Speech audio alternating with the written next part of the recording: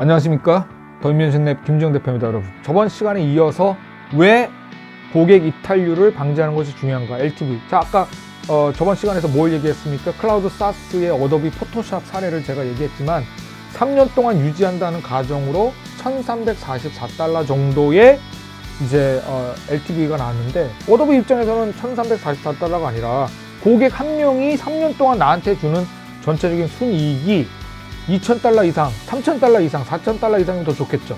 그러면 그것을 올리기 위해서 어떻게 해야 될까? 라고 하는 부분을 갖고 얘기하도록 하겠습니다.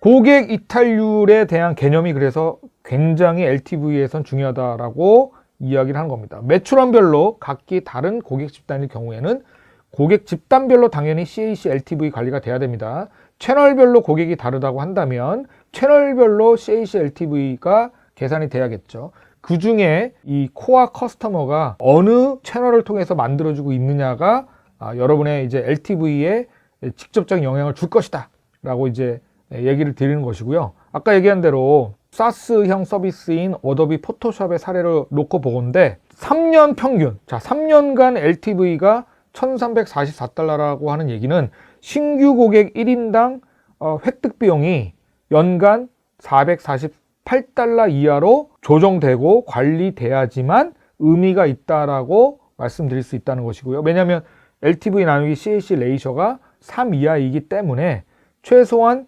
1년 동안 $448 이상을 쓰면 비효율적이다라고 얘기할 수 있다는 것이고요. 1년간은 이제 1년간으로 치면은 이제 3년간 $448라는 얘기니까 1년간 $149 이하의 비용으로 마케팅 비용을 써야지만 수지 타산이 맞다라고 얘기할 수 있다는 것입니다. 그리고 이제 이 LTV를 높이기 위해서 $1,344 이상 높이기 위해서는 어떤 변수를 건드려 줘야 될까? 바로 그것이 오른쪽에 보시는 것 같이 리텐션 레이트를 높이는 수밖에 없다.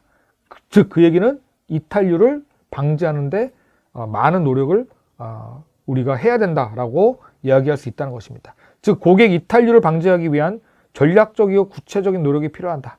이것이 고객 유지율을 높여서 LTV를 극대화한다. 왜? 계산식에 여러분 아까 보여드렸다시피 라이프타임 밸류의 계산식 중에 가장 중요한 게 뭐죠? 분자 분모에 모두 다 포함된 게 바로 리텐션 레이트이기 때문입니다. 이 리텐션 레이트이 0.05%만 올라가도 드라마틱하게 LTV가 증가하는 경향을 보여주고 있기 때문에 그렇습니다. 어도비 포토샵의 사례를 갖고 한번 볼까요? 애뉴얼 리텐션 레이트이 0.8로 저희가 가정했죠. 근데 0.8이 아니라 0.1%가 상승한 0.9%, 즉 90%로 상승한다면 어떻게 될까요? 계산에 따르면 $1,344가 아니라 $2,268로 $2,000를 바로 넘어가요. 즉 3년간 어도비 포토샵에 고객이 들이는 돈이 결국 어도비 입장에서는 수익이 되겠죠. 이 수익이 $1,344인데 0.1%만 늘어났을 뿐인데 3년간 평균 LTV가 $2,268로 거의 2배 정도 늘어난다는 얘기입니다. 이 얘기는 뭐냐? 리텐션 레이트이 그만큼 중요하다는 얘기예요. 고객 이탈률을 방지하고 결국 고객 유지 비율을 높이는 것이 모든 서비스 플랫폼 또는 서비스 기업의 기본적인 목표이자 아젠다가 될 수밖에 없다라고 이야기를 하는 것입니다. 그래서 스타트업은 스테이지 모델이 존재해요. 스테이지 모델, 즉 단계별로 성장하는 모델을 갖고 있다. 우리가 탐색 조직이기 때문에 그렇다는 얘기고, 우리가 만약에 레가시 조직이라고 한다면 레가시 조직은 이런 스테이지 모델을 갖고 있지 않습니다. 여러분이 보시는 바와 같이 스타트업은 탐색 조직으로 프로덕트 마켓 핏 테스트를 통해서 엑시트하기 전까지 끊임없이 고객을 모아야 되고 탐색해야 되는 조직이기 때문에 스테이지 모델이 적용된다. 이 스테이지, 단계별 모델이라고 하는 것은 크게 세 가지로 구성되어 있다. 첫 번째, 액퀴지션 단계. 두 번째, 리텐션 되는 단계. 세 번째, 레비뉴가 창출되는 단계. 이 세 가지 단계에서 벗어나는 스타트업은 제가 본 적이 없습니다. 결국 스타트업은 어떤 특정한 서비스를 갖고 기존의 레가시 조직과 경쟁하는 조직이라고 본다면 이 레가시 조직과 경쟁하기 위해서 차별화, 고객 차별화를 해야 되고요. 그게 기능적 차별화든 정서적 차별화든 간에 차별화를 해야 되고, 이 솔루션이 시장에 적용되는 순간 고객을 유입하는 단계, 고객을 획득하는 단계가 처음 단계고, 획득한 고객이 코호트가 만들어지면서 고객 유지, 리텐션이 되는 단계가 있고, 이 리텐션이 되는 단계에 도달하면 진성 고객이 만들어지고 LTV를 계산하는 방향으로 시뮬레이션이 가능해지면서 그것이 바로 우리의 순매출액을 높이는 레비뉴로 연결이 된다. 자, 그래서 이 그림에서 보시는 바와 같이 애퀴지션 되는 단계에서는 고객 획득 비용이 들어갈 수밖에 없고, 고객 관리 지표라고 하는 것이 생겨난다는 것입니다. 여러분이 신규 유입 고객이 몇 명이고, 이탈 고객이 몇 명이고, 구매 전환 고객이 몇 명이고, 구매 전환 고객의 구매 횟수라던가 평균 객단가는 얼마이고, 이런 고객 관리 지표들을 우리가 관리하는 것은 왜 그럴까요? CAC를 정확하게 알기 위해서. 그래서 우리의 페이드 커스터머가 누구인지 알기 위해서 CAC에 대한 분석을 하는 것이고요. 이것이 코호트가 만들어지기 시작하면 라이프타임 밸류로 넘어가서 진성 고객, 리텐션 레이시 계산되기 시작하고, 리텐션 레이스를 계산한다는 얘기는 LTV를 정확하게 우리가 알고 있다는 얘기고, LTV를 안다는 얘기는 CAC 페이백 피리어드를 우리가 예측할 수 있다는 얘기입니다. 이것이 예측이 돼야지만 추정 손익계산서의 매출원과 총 매출액, 총 매출 이익률로 반영이 돼서 분기 평균 레비뉴, 그다음에 분기 평균 MRR, monthly recurring revenue가 정확하게 계산돼서 우리의 수익 모델화 될 수 있다라고 하는 신념으로 연결이 된다. 이렇게 얘기할 수 있겠습니다. 자, 이것이 최근에 모델별로 이런 스테이지 모델이 조금씩 다르게 전개되고 있다라고 여러분 보셔야 돼요. 예를 들면 가장 많은 스타트업들의 비즈니스 모델 중에 가장 많은 부분을 차지하고 있는 게 뭡니까? 바로 SaaS형 모델입니다.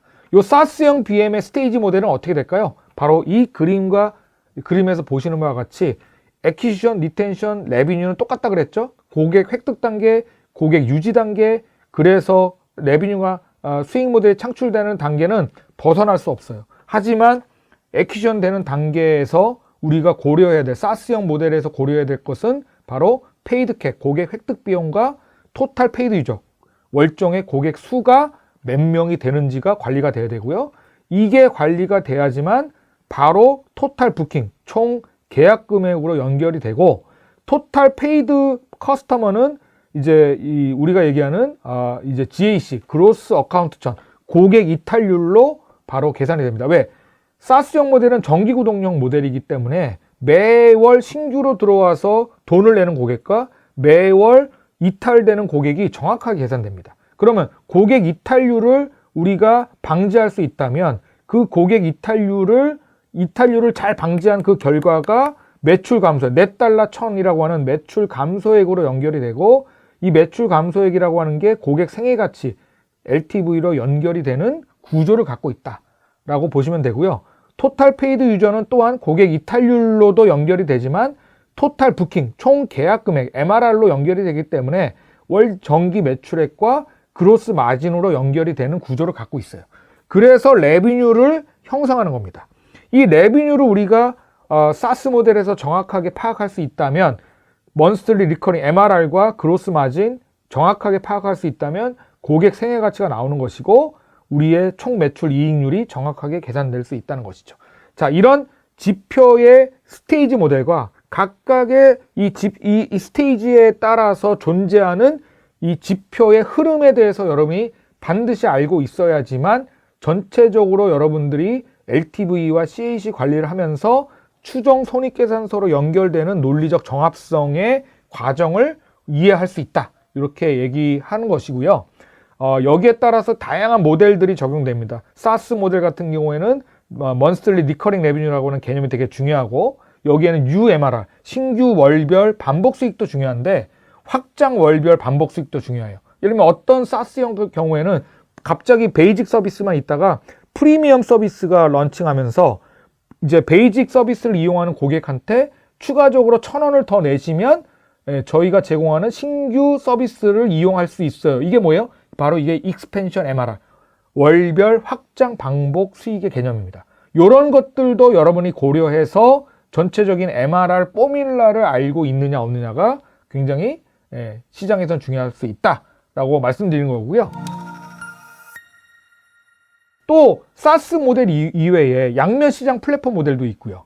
양면시장 플랫폼 모델은 성장 단계는 똑같죠. 애퀴지션, 리텐션, 레비뉴로 연결되는 건 똑같은데 양면 시장 마켓플레이스형 모델은 왜 점점 더 VC 시장에서 네거티브하게 바라보는 것일까요?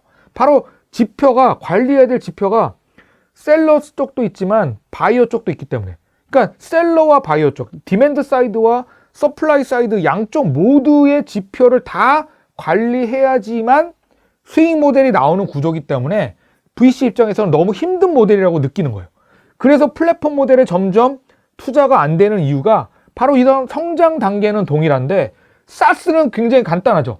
SaaS는 이 성장 단계는 똑같은데 관리해야 될 지표가 뚜렷하고 CAC와 LTV가 정확해요. 근데 플랫폼 비즈니스 모델은 애퀴전 단계에서 양쪽 모델을 관리해야 되고 리텐션 단계에서도 양쪽 모델을 관리해야 되고 레비뉴 단계에서도 양쪽 모델을 다 관리해야 되다 보니까 어느 한쪽이 감소하고 어느 한쪽만 증가해도 안 되고 양쪽이 모두 다 양의 네트워크 효과로 교차 네트워크 효과를 만들어야 되는데 그게 잘 되지 않는 경우에는 마케팅 비용만 엄청나게 들어가고 장렬하게 전사하는 케이스가 너무 많이 나오다 보니까 양면 시장 플랫폼 모델에 대한 환상이 조금씩 깨지고 있다라고 볼 수 있겠습니다. 그럼에도 불구하고 스타트업은 양면 시장 플랫폼에서 시작한 모델들이 많기 때문에 이 지표 관리에 대한 부분들을 신경 쓰면서 갈 수밖에 없다라고 말씀을 드리는 것이고요. 또 마지막으로 이커머스 플랫폼 모델, 왜 점점 더 VC 시장에서 네거티브하게 바라보는 것일까요? 지금 VC 시장에서 네거티브하게 바라보는 스타트업 모델이 뭡니까? 두 가지예요. 이커머스 모델과 플랫폼 모델이에요. 그럼 얘네들은 왜 네거티브하게 바라볼까? 그냥 네거티브하게 투자심의위원회에서 야 이제 플랫폼과 이커머스 모델에 투자하지 마. 이렇기 때문에 그냥 심사역들이 그냥 네거티브하게 바라보는 것일까요? 아니라는 얘기예요. 이거를 조금 더 테크니컬하게 바라보면 결국 LTV와 CAC라고 하는 유닛 이코노믹스 관점에서 결국 방식이 너무나 틀리다는 거야. 그러니까 SaaS형 모델에 요즘 투자가 많이 일어나는 이유는 CAC와 LTV가 동시다발적으로 나면서 코호트를 관리하기가 좋고 LTV와 CAC 레이셔가 정확하게 측정이 되니까 좋아하는 거예요. 하지만 양면시장 플랫폼 모델과 버티컬 플랫폼 모델은 여기에 보시는 바와 같이 너무나 많은 지표를 관리해야 돼. 그러니까 이 CAC 관리 단계에서부터 피로도가 쌓여요. 근데 CAC에서 관리가 효율적으로 일어나지 않으면 LTV로 연결이 안 돼. 왜? 리텐션이 안 되니까. 그러니까 이제 플랫폼 버티컬 이런 이제 이커머스 모델에는 이제 점점 더 투자를 하지 않는 거예요. 여기 보시는 바와 같이 애퀴지션 단계에서 몇 개의 지표를 관리해야 돼요? 토탈 비짓, 유니크 비지터, 토탈 총 가입자 수, 총 고객 수, 이 죽음의 계곡의 기하급수적인 이 비용 증가를 통해서 이 지표를 관리해야지만 리텐션으로 넘어가고 레비뉴로 넘어가는데 이 4개 지표를 관리하는 비용이 너무 많이 드는 거예요. 그래서 점점 더 투자에 대한 두려움이 VC들은 늘어나고 있다. 자, 마지막입니다, 여러분. 제가 이렇게 목소리를 높여서 얘기를 막 열변을 토했는데 결국 여러분들이 유닛 이코노믹스를 알아야 되는 이유는 방금 얘기한 바와 같이 결국 LTV와 CAC를 내가 알아야지만 급변하는 자금 조달 시장에서 내게 맞는 VC와 CVC도 리서치하고 그 다음에 인베스터 덱에 대한 전체적인 스토리텔링도 완전히 드라마틱하게 바꿔서 매력적으로 어필할 수 있기 때문에 유닛 이코노믹스 중심의 스토리텔링을 제가 말씀드린 거였어요. 만약에 1번의 스토리텔링이 힘들다면, 즉 유닛 이코노믹스 중심의 인베스터 덱을 우리가 만들기가 정말 쉽지 않은 상황이라고 한다면 런웨이가 끝나는 시점에 추가 투자는 거의 불가능할 가능성이 높아 보인다. 저희가 정말 그렇게 생각하고 있고요. 이렇게 이제 유닛 이코노믹스 중심의 인베스터 덱의 스토리텔링이 안 나오는 팀은 저희도 시리즈 A 라운드로 후속 투자를 받아주지 못하는 상황이 지금 상당히 많이 나오고 있습니다. 그러면 어떻게 해야 될까? 그러면 손 놔야 될까요? 아니다. 스타트업 간 M&A 등 인적 자원 간 결합을 통해서 스몰 딜 M&A를 시도를 한번 해보자.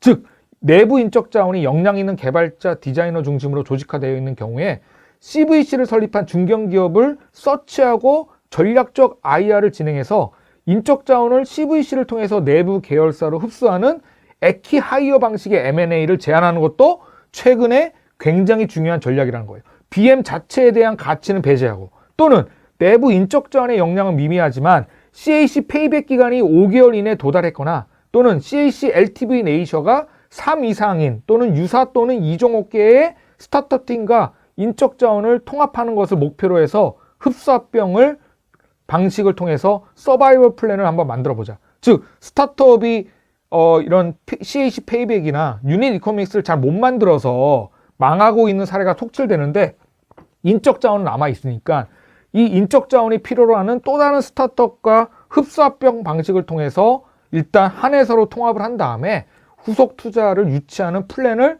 가동하자는 겁니다. 우리는 괴로운데 주변에서는 무조건 돈 아껴라, 서바이벌을 할 준비를 해라 라고 다들 조언합니다. 하지만 그걸 모르는 게 아니잖아요. 여러분 잘 알아. 하지만 어떻게 스마트하게 준비하고 실행하느냐가 더 중요하다는 거예요. 무작정 버티면 그냥 죽는 것이나 다름 아니다 라고 저는 생각합니다. 그래서 적극적인 전략적인 실행이 준비가 돼야 되고, 그게 과거와는 다르다는 거예요.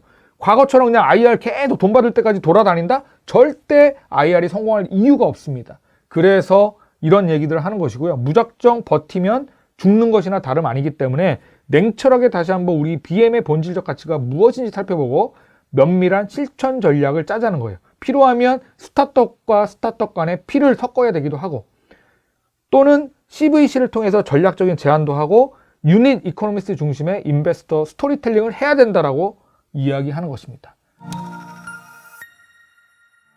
네, 두 가지의 측면, 자금 조달의 전체적인 시장의 흐름과 방향이 바뀌어지고 있고, 이것이 기존의 우리 투자 사이드에 접근하기 할 때 IR용 사업계획서를 어떤 방향으로 만들어야 되는지에 대해서 유닛 이코노믹스라고 하는 이 아젠다를 가지고 전체적으로 연결해서 살펴봤어요. 어떻습니까, 여러분? 조금 이해가 되십니까? 어렵지만 여러분들이 반드시 거쳐나가야 될 관문입니다. 여러분들의 행운을 기원하고 앞으로 저희 스투파가 이슈 파이터, 창업 파이터 등을 통해서 여러분들의 여러 가지 사업 전략을 강화하고 돕는 데 일조하도록 하겠습니다. 구독 반드시 눌러주십시오. 다음에 뵙겠습니다. 감사합니다, 여러분.